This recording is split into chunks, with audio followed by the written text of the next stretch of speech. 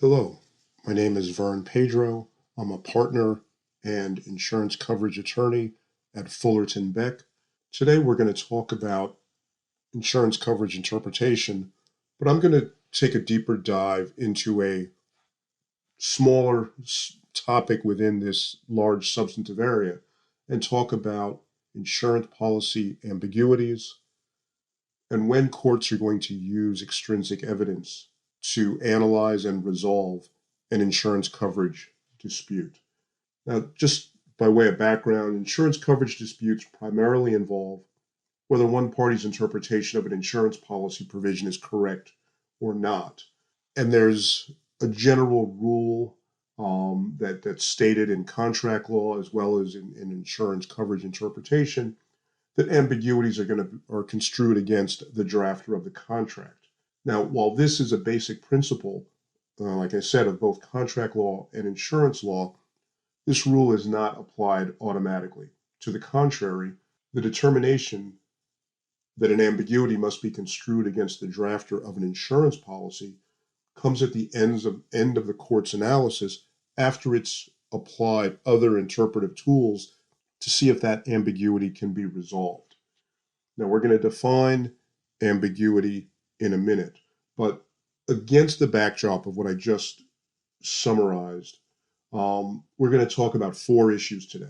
One, we're going to focus on some of the interpretive rules applied by the courts to analyze policies generally, and then that's going to lead to when courts may determine that a policy or policy provision is indeed ambiguous.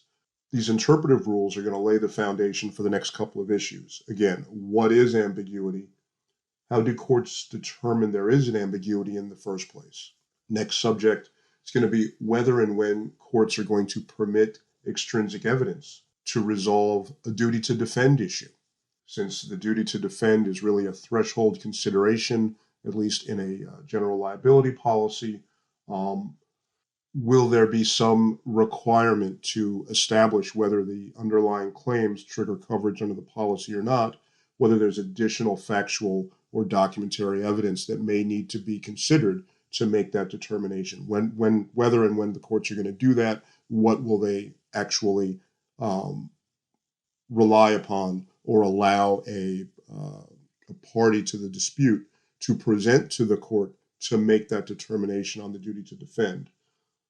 And then taking that a step further, how are ambiguities resolved by the courts, and when does extrinsic coverage come into play in their analysis? As I touched upon a moment ago, often the most important argument in an insurance coverage dispute is whether or not a term or provision is ambiguous. Again, bear with me, we're going to define ambiguity momentarily.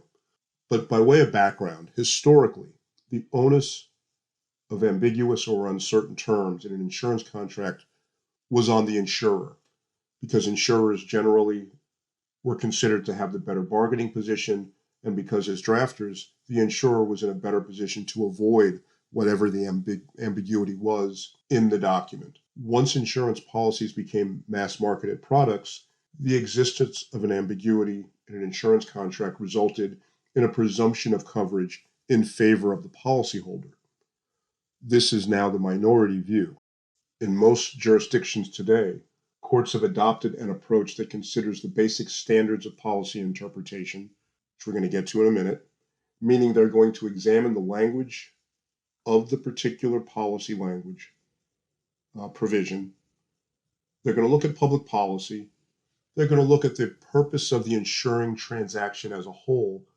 And then, if necessary, they'll may include an analysis of some extrinsic evidence relating to the negotiations, maybe the knowledge and shared understanding of disputed ambiguous terms, maybe through some sort of industry, maybe there's an industry standard or a particular phraseology that is known in a particular area of law or industry.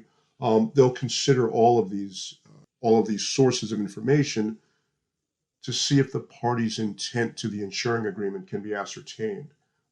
If it can be, based on this kind of multifaceted analysis, then the intent of the policy and the provision will be enforced.